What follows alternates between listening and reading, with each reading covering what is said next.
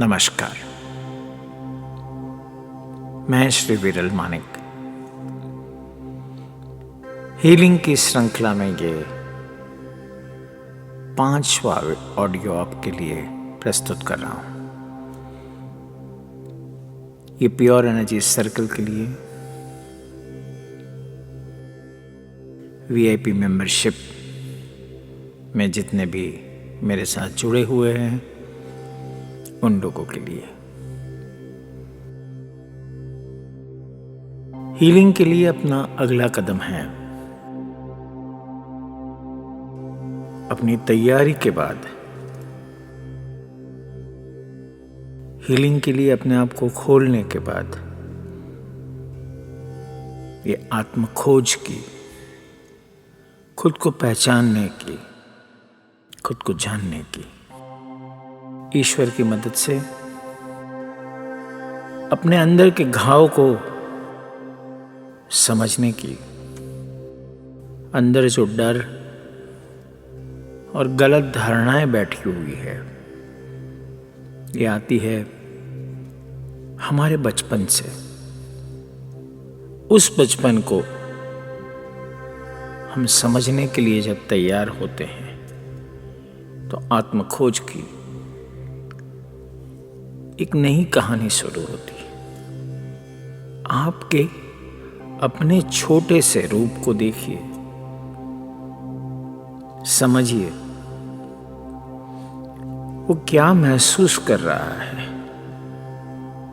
उसे हमें सोचना है, उसे हमें जानना है, उसके दर्द को समझना है, उसके डर को पहचानना है, उसकी चिंता, उसका गुस्सा, उसका हर्ट, ये सब कहां से आ रहा है और उसे जॉयफुल फीलिंग कैसे दे सकते हैं, वो आनंदित कैसे रह सकता है, उसे एक सेंस ऑफ सेफ्टी कहां से मिलेगी, अपने आप की कीमत कैसे करेगा और वो प्यारा कैसे बन सकता है। आपके बचपन से जो घाव आप अब तक लेके चले हो, जिससे अपनी मान्यता आपने बनाई है, जहां बचपन में आपकी अनदेखी की गई, आपको शर्मसार किया गया, आपको जज किया गया, ब्लेम किया गया, फिजिकली मारा गया, सेक्सुअली अब्यूज किया गया, इस घाव को आप बार बार खोतर रहे हो, खुरेद रहे हो। जब आप उन्हीं मान्यताओं से जीते हो, आप उन्हीं गलत धारणाओं के ऊपर अपना जीवन संचालित करते हो। आप अपने आप को फिर से उसी घाव का दर्द महसूस कराते हो। फिर से आप अपने खुद की अनदेखी कर रहे हो, खुद को शर्मसार कर रहे हो, अपने आप को जज कर रहे हो, अपने आप को ब्लेम कर रहे हो और दूसरों को भी यही करते हो। कई बार आप खुद को फिजिकली अब्यूज कर लेते हो या किसी से और से करवा लेते हो, सेक्सुअली भी अब्यूज होते हो और दूसरों को भी अब्यूज करते हो। जब तक आप गलत धारणाएं, गलत मान्यताओं के साथ जिएंगे और अपने आप को जैसे बचपन में आपको ट्रीट किया गया था वैसे ही ट्रीट करेंगे, जैसे आपके पेरेंट्स ने या आपके केयरटेकर ने ट्रीट किया था, अगर वैसे ही ट्रीट करेंगे तो आप फिर से अपने आप को वही घाव देंगे, वही अनलविंग एक्शंस करेंगे जो आपकी गलत धारणाओं के अधीन होगा, जो आपको दर्द देगा, और ये दर्द आपको फिर से वही धारणाओं को पकड़ के जीने में मजबूर करेगा। जब तक आप गलत धारणाओं को पकड़ के रखेंगे और उसी तरह दूसरों के साथ व्यवहार करेंगे, जैसे अब बच्चे थे तभी आपके साथ व्यवहार किया गया। जब आप बच्चे थे तब आपके पेरेंट्स ने, माता पिता ने, फिर से आप अपने आप को घायल करेंगे। फिर से आप दूसरों को प्यार से नहीं, अपने आत्मा को फिर से आप लोही लोहान करेंगे, क्योंकि आपकी आत्मा प्यार है और वो ईश्वर की छवि से बनी हुई है। ईश्वर की पूरी शक्ति आपके आत्मा में है। आपके दूसरों के प्रति बिना प्यार के बर्ताव, आपकी गलत धारणाएं, गलत मान्यताएं फिर से प्रस्थापित करेगी। ऐसे तो आप कभी भी अंदर से सेफ महसूस नहीं करेंगे, प्यार महसूस नहीं करेंगे, अपनी कीमत नहीं करेंगे, जब तक आप दूसरों को उसी तरह से व्यवहार करते रहेंगे। खुद की खोज का मतलब है गलत धारणाओं को छोड़ना। खुद की खोज का मतलब है कि आपके प्यार को पहचानना, आपके खुद को घाव पहुंचाने वाले वर्तन को जानना और उसमें से आपकी सही पहचान बाहर लाना। खुद की खोज का मतलब है आपके सच्चे स्वरूप को, आपके ऐश्वर्य को, जो ईश्वर की छवि से बना हुआ है, उसकी पहचान करना। खुद को जानना, खोज करना, यानी आप जो गिफ्ट्स लेके आए हैं इस धरती पे अपने आप को व्यक्त करने के लिए, उसको ढूंढना और उस गिफ्ट के अनुरूप अपना जीवन व्यतीत करना। खुद को पहचानना यानी अपने पैशन से जीना। खुद को पहचानना यानी आनंद से जीना। जब आपको अपनी गिफ्ट्स मिल जाती है तो ये गिफ्ट आपको आनंद दिलाती है। दूसरों को बांटने में भी आपको आनंद आता है। आपकी सही मान्यता से जीते हैं। आप एक गिफ्ट को तभी पहचान पाते हो जब भी आप खुले हृदय से जीते हो, और ये संभव नहीं है जब तक आपके अंदर आपका बचपन घायल है। तब तक आप अपनी खोज पूरी नहीं कर सकते, अपने आप को ठीक से जान नहीं सकते, ईश्वर से कनेक्ट नहीं हो सकते, प्यार का अनुभव नहीं कर सकते। आपके अंदर का बचपन और आपका सही स्वरूप आपसे तभी बात करेगा जब आप किसी धारणा से उसकी तरफ नहीं देखेंगे। आपके फीलिंग्स और आपके वर्तन को आप पूरी तरह समझेंगे।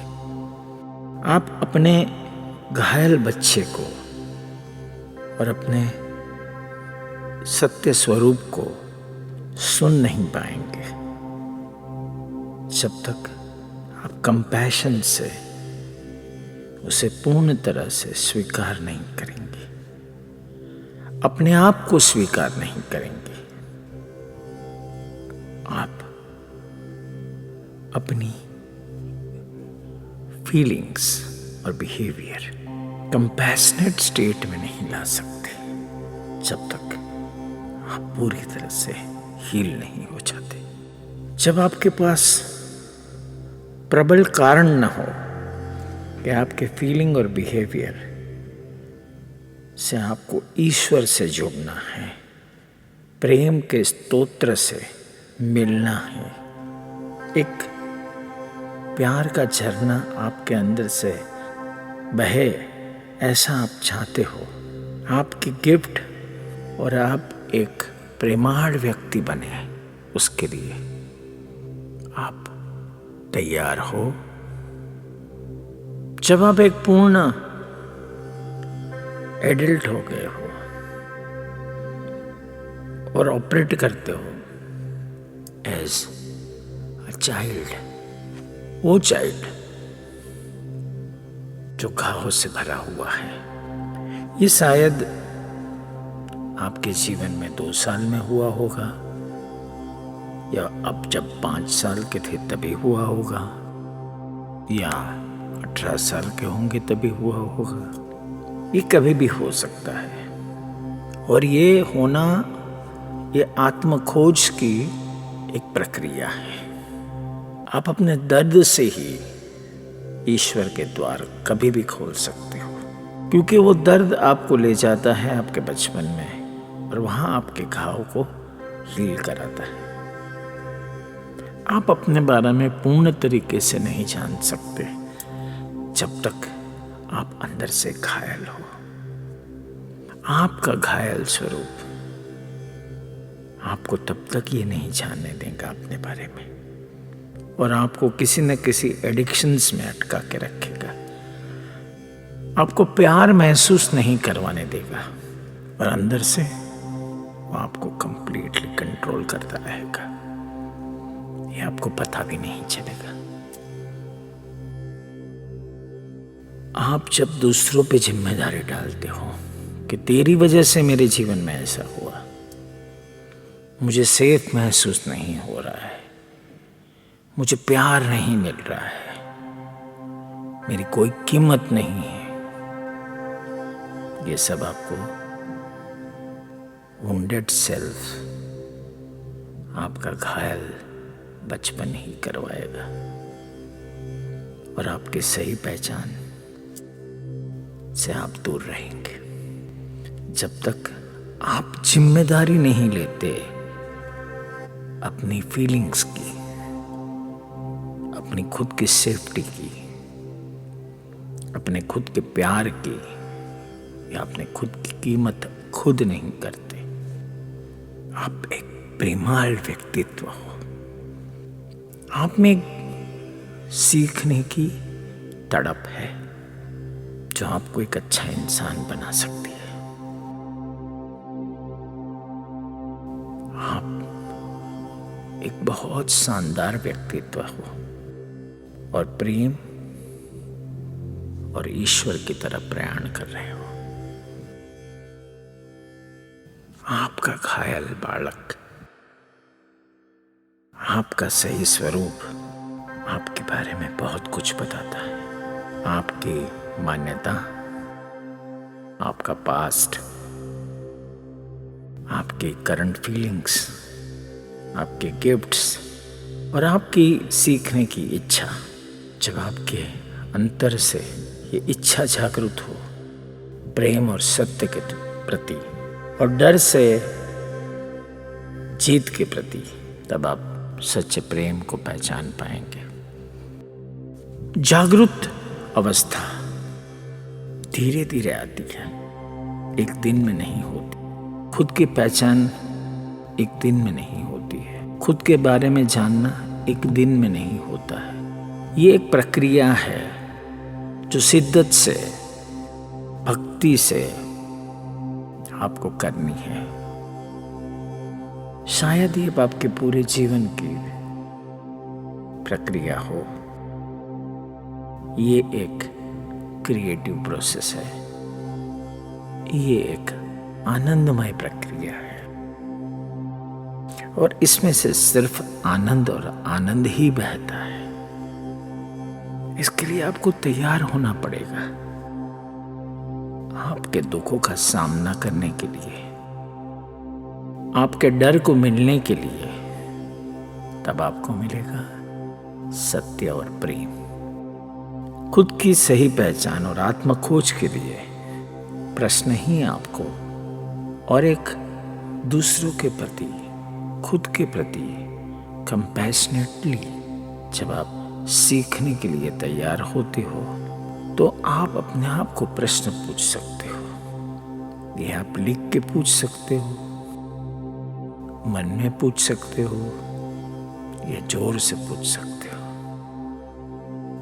जब आप जोर से पूछते हो या लिखते हो तो आप एकदम फोकस्ड होते हो। ऐसा कोई प्रश्न नहीं है जिसका जवाब अंतर से नहीं आता है। आपके हर प्रश्न का उत्तर ये प्रकृति, ये ईश्वर हर हमेशा देता है, बशर्त सही प्रश्न आपको अपने आप को पूछना है। जैसे कि मैं ये दुख को, मैं घाव को कैसे मिटाऊं, मैं कैसे अपने स्वरूप को जानूं, मैं कैसे प्यार को पहचानूं, मैं कैसे अपने दर्द और दुख से छुटकारा पाऊं। अपने बचपन के स्वरूप को जो आपके अंदर घर करके बैठा है, उसे भी बहुत प्यार से आपको देखना है, सुनना है, समझना है।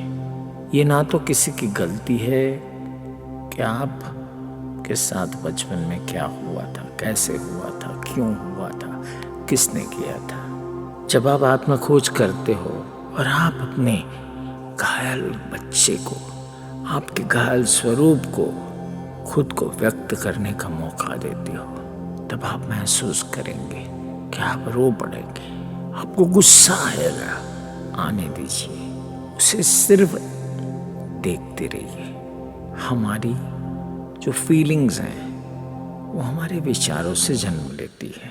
जो हमारी फीलिंग्स हैं वो एक तरह से ईश्वर का संदेश भी है, लेकिन उसमें बीच में आ जाते हैं हमारे विचार। हमारी मान्यताएं भी हमारे विचारों से बनती हैं और विचार गलत धारणाओं से भी बनते हैं। जब आपको दर्द महसूस हो तब आप ये जान लो कि आपकी धारणाएं कहीं गलत हैं। जब आपको दर्द महसूस हो तभी आप जान लो कि आप प्यार अनुभव नहीं करते हो या प्यार से बर्ताव नहीं करते, खुद के प्रति या दूसरों के प्रति। यह मैंने आपको खुद की पहचान कराने के लिए, अपने अंदर के ईश्वर को, आपके आत्मा की प्रक्रिया को पहचानने के लिए, अपने आत्मस्वरूप को जानने के लिए, आपके दर्द को मिटाने के लिए कुछ मार्ग बताएं। ये एक बार या एक बार करने की प्रक्रिया नहीं है, या एक बार सुनने की प्रक्रिया नहीं है। ये जैसे परत दर परत खुलती जाएगी और आपको खुद को पहचानने की इस यात्रा में आपके जीवन में जो जो घटनाएं बनती हैं उसका आईने की तरह उपयोग करके, जैसे अपने मेकअप को ठीक करते हैं, उसी तरह से अपने अंतर को ठीक करना है। बाहर की घटनाएं, व्यक्ति या परिस्थिति वो सिर्फ आपके अंतर का प्रतिबिंब है। क्या वो आपके घाव से आता है, क्या आपकी गलत धारणाओं से आता है, या पवित्र आत्मा की छवि बनके प्रेम और करुणा बरसाता है। इस यात्रा में आप दिन ब दिन आगे बढ़ते जाइए। यही शुभकामना मेरी तरफ से। धन्यवाद।